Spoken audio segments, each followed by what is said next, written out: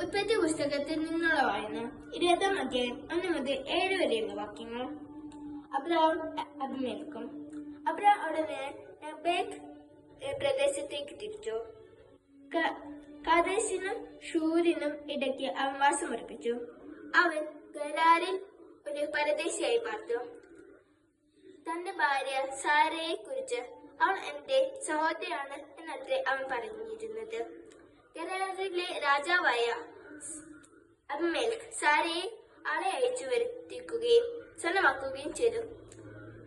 ദൈവം രാത്രി സ്വപ്നത്തിൽ പ്രതീക്ഷപ്പെട്ട് അബിമേലെക്കിനോട് പറഞ്ഞു, നീ സ്വന്തമാക്കിയ സ്ത്രീ നിമിത്തം നീ ഇത് പിണമാക്കാൻ പോകുന്നു, കാരണം അവൾ ഒരുവന്റെ ഭാര്യയാണ്. അബിമേലെക്ക് അവളെ സമീപിച്ചിട്ടുണ്ടായിരുന്നില്ല.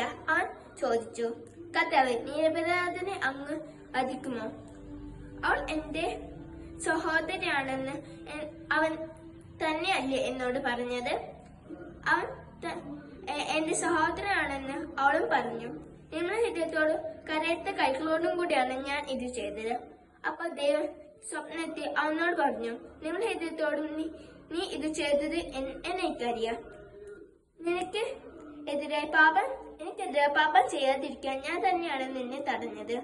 അതുകൊണ്ട് അവളെ തൊടാൻ ഞാൻ നിന്നെ അനുവദിച്ചില്ല.